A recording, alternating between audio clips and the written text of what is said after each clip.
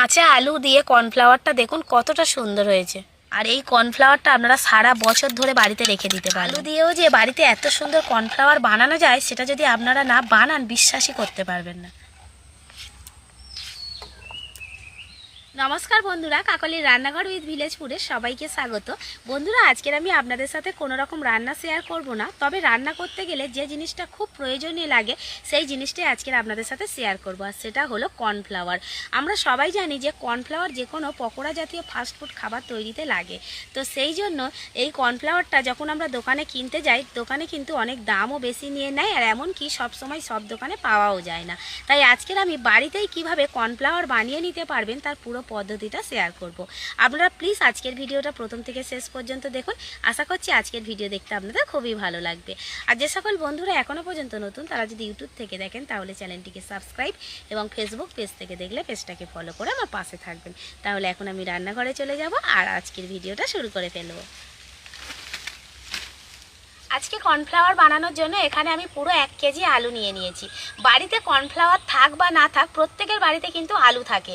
তবে আলু দিয়ে কিভাবে কর্নফ্লাওয়ার বানাতে হয় এটা আমাদের জানা নেই বলেই কিন্তু আমরা দোকানে ছুটি কর্নফ্লাওয়ার কিনতে। তো আজকে আমি এই আলু দিয়েই কর্নফ্লাওয়ার বানানোটা আপনাদের সাথে শেয়ার করব। আপনারা দেখতে থাকুন আমি কিভাবে বানাই। আর শুধুমাত্র কাঁচা আলু দিয়েই কিন্তু বানাবো, আর কোনো উপকরণ কিন্তু লাগবে না। এবার আমি আলুর খোসাগুলোকে প্রথমে ছাড়িয়ে নেব। আর এখন কিন্তু অন্যান্য সময়ের থেকে আলুর দামটা খুবই কম যাচ্ছে। তো আমরা যদি এখনই কম দামের বেশি করে আলু কিনে নিয়ে আর বেশি করে কর্নফ্লাওয়ার বাড়িতে বানিয়ে রাখি, তাহলে কিন্তু পরে আর কর্নফ্লাওয়ারের জন্য চিন্তাও করতে হবে না, আর খরচটাও অনেকটাই কমে যাবে।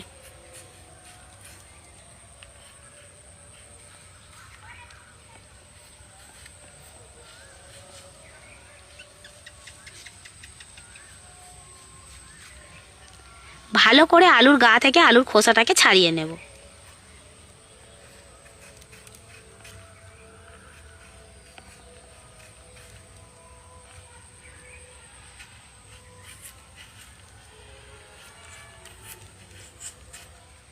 এবার আমি আলুগুলোকে একদম ছোট ছোট টুকরো টুকরো করে কেটে নেব।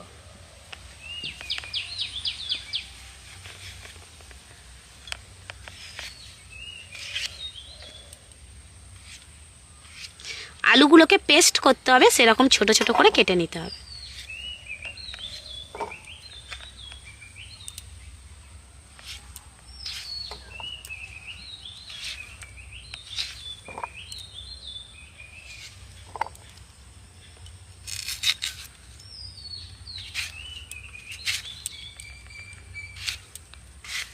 আলুগুলোকে আমি ঠিক এরকম ছোট ছোট টুকরো করে নিয়েছি।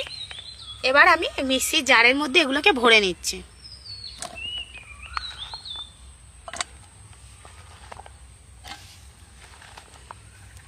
বেশ কয়েকবার আমার মিক্সিতে পেস্ট করতে হবে।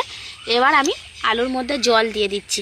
জলের নির্দিষ্ট কোনো পরিমাপ নেই, একটু বেশি করে জল দিলে কোনো ক্ষতি নেই। একটু বেশি জল দিয়ে একদম মিহি পেস্ট করে নেব।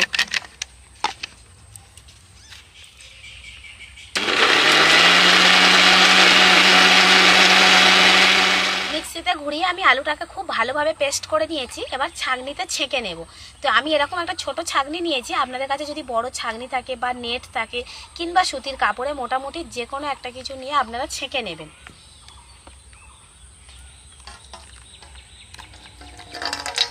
একদম ছোট ছিদ্রযুক্ত যে কোনো একটা জিনিস নিয়ে নেবেন। তাতে করে কি বলুন তো, একদম মিহি আলুর পেস্টের জলটা কিন্তু পড়ে যাবে, আর যে দানা দানা গোটা গোটা ভাবটা রয়েছে এটা ওপরে থেকে যাবে।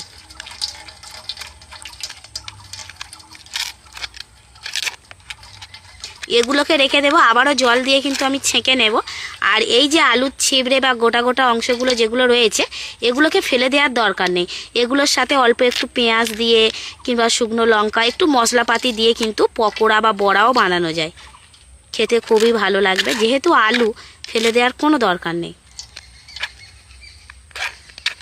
এইভাবে আমি পুরো পেস্টটাকে ছেঁকে নেব।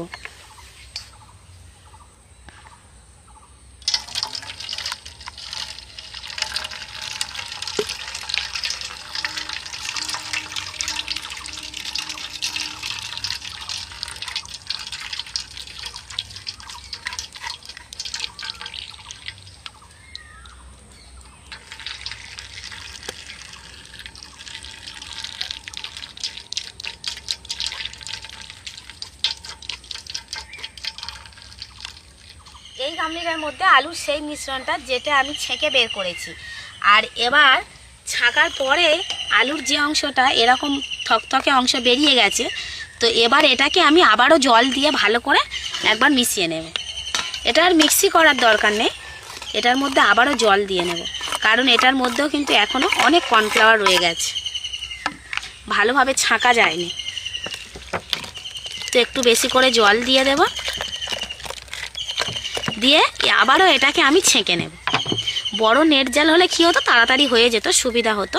যেহেতু আমার ছোট জায়গা তো একটু দেরি হচ্ছে, কিন্তু এই ছাঁকনিটা সবথেকে পারফেক্ট, কারণ একদম ছোট ছোট ছিদ্র তো একদম পিওর জিনিসটা এর মধ্যে চলে যাচ্ছে।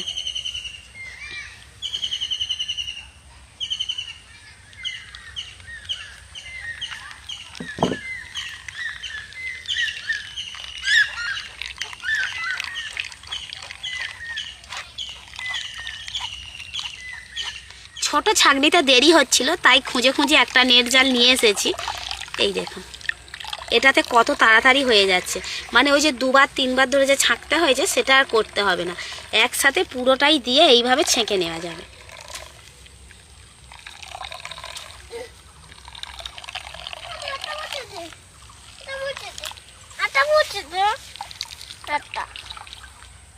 কি করবো বাবু, আমি একটা কাজ করছি তো বাবু, পুরোটাই আমি ছেঁকে নিয়ে নিয়েছি যেটুকু নেওয়ার। তো এবার ওপরে এই যে গ্যাজাগুলো রয়েছে, এগুলো ছাঁকার সময় পড়েছে তো ওপর থেকে, সেই জন্য এরকম গ্যাজা হয়েছে। তো গ্যাজাগুলোকে একটু আমি সরিয়ে দিচ্ছি হাত দিয়ে। এবার ওপরের জলটা দেখছেন একদম লালচে হয়ে যাচ্ছে, মানে যে আলুর যে কষটা সেই কষটা ওপরে ভেসে উঠছে, ওই জন্য জলটা লাল হয়ে যাচ্ছে। তো এবারে আমি এই গামলিটাকে আর নাড়াবো না, এইভাবে আমি 10 মিনিট রেখে দেব।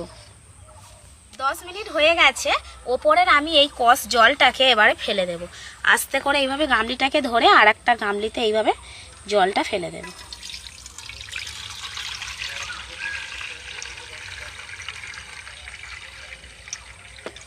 আলুর এই কষ জলটা বেরিয়ে যাওয়ার ফলে দেখুন তলাতে কীরকম কর্নফ্লাওয়ার জমতে শুরু হয়ে গেছে।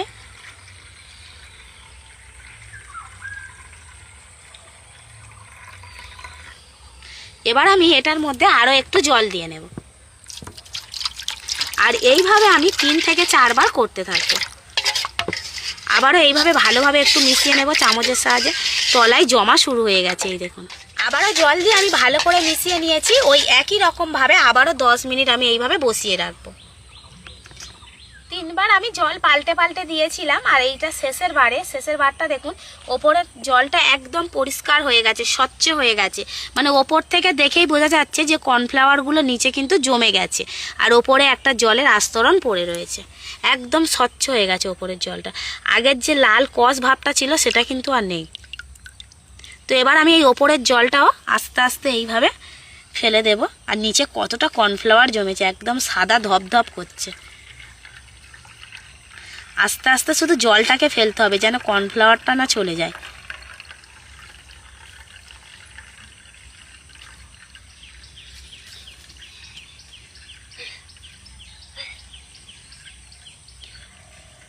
বাড়িতে কয়েকটা আলু থাকলে আর এরকম জল দিয়ে কিন্তু খুব সহজে অনেকটা কর্নফ্লাওয়ার তৈরি করে নেওয়া যায়। জলের তলাতে কিভাবে কর্নফ্লাওয়ারগুলো জমেছে দেখুন। এই দেখুন আমি চামচ দিয়ে তুলছি, দেখুন একদিক দিয়ে কিন্তু বসা শুরু হয়ে গেছে। এই দেখুন একদম এখন থকথক করছে। এটা যত শুকাবে তত কিন্তু একদম ঝরঝরে কর্নফ্লাওয়ার তৈরি করে নেওয়া যাবে।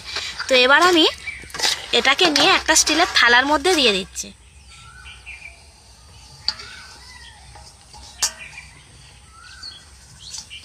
পুরোটা আমি থালার মধ্যে ঢেলে দিলাম। এবার এই থালাটাকে নিয়ে আমি সারা দিনের জন্য রোদ্দুরে রেখে দেব। এতে করে খুব সুন্দরভাবে এটা শুকিয়ে যাবে, আর তখন একদম ভালোভাবে কর্নফ্লাওয়ারটা তৈরি হয়ে যাবে। সারাদিন রোদ্দুরে ছিল কর্নফ্লাওয়ারটা, আর এখন বিকাল হয়ে গেছে। এবার আমি রোদ্দুর থেকে তুলে নেব। এই দেখুন বন্ধুরা কি সুন্দর শুকিয়ে গেছে, আর একটু থালার মধ্যে এরকম ফেটে ফেটে গেছে। এরকম ফেটেছে মানেই কিন্তু সুন্দরভাবে শুকিয়েছে। তো এবার আমি রান্নাঘরে চলে যাচ্ছি। এবার আমি থালা থেকে চামচের সাহায্যে কর্নফ্লাওয়ারটাকে তুলে নেব। একদম থালার মধ্যে বসে রয়েছে। দেখুন বন্ধুরা কর্নফ্লাওয়ারটা কতটা সুন্দর হয়েছে।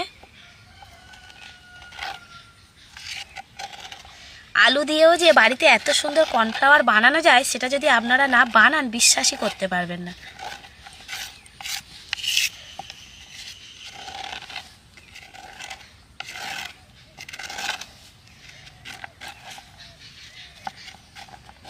আমার তো মনে হয় দোকানের থেকে অনেক বেশি ভালো হয়েছে এই কর্নফ্লাওয়ারটা। আর এই কর্নফ্লাওয়ারটা কিন্তু অনেকটাই স্বাস্থ্যের জন্য ভালো। দোকানে অনেক রকম ভেজাল মেশানো থাকে।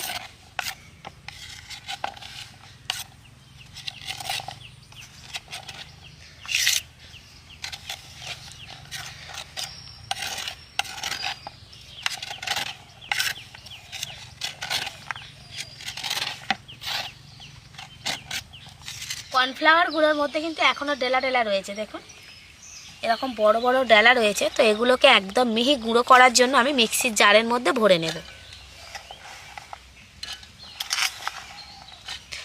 একবার মিক্সিতে ঘুরিয়ে নিলেই কিন্তু একদম মিহি দানা মানে গুঁড়ো হয়ে যাবে আর কি, দানা ভাবটা থাকবে না।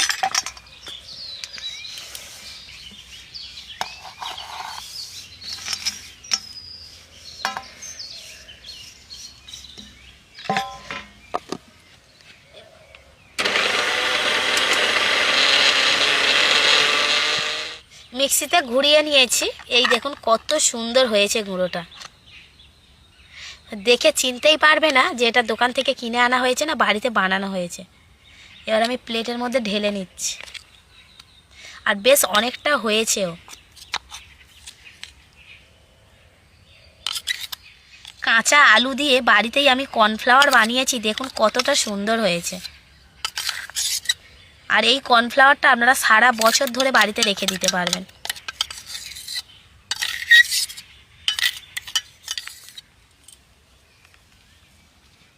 অনেকেই রয়েছেন যারা ভাবেন যে কর্নফ্লাওয়ার কি দিয়ে তৈরি হয়, তো তারা নিশ্চয়ই আজকে জেনে গেছেন যে আলু দিয়ে কত সুন্দরভাবে বাড়িতেই কর্নফ্লাওয়ার বানিয়ে নেওয়া যায়। তো বন্ধুরা আপনারা কিন্তু অবশ্যই করে বাড়িতে এরকম, এখন যে আলুর দাম কম চলছে, এই কম দামের আলু কিনে নিয়ে এরকম কর্নফ্লাওয়ার বানিয়ে রেখে দিতে পারেন সারা বছরের জন্য। এবার এটা একটা বয়ামে করে ভরে রেখে দিতে হবে, ভালো করে টাইট করে ঢাকনাটা লাগাতে হবে। আর যখন দরকার পড়বে এখান থেকে অল্প অল্প নিয়ে কিন্তু আপনারা কাজে লাগাতে পারবেন। তো বন্ধুরা আজকের কর্নফ্লাওয়ারটা কেমন হয়েছে সেটা কিন্তু অবশ্যই কমেন্ট করে জানাবেন। আর ভালো লাগলে লাইক, কমেন্ট, শেয়ার, সাবস্ক্রাইব এবং ফলো করে আমার পাশে থাকবেন। আর আমার নিত্য নতুন রেসিপিগুলো এইভাবেই দেখতে থাকবেন। তাহলে আজকের মতো এখানেই শেষ করছি। সবাই ভালো থাকবেন, সুস্থ থাকবেন, দেখা হবে পরের রেসিপিতে।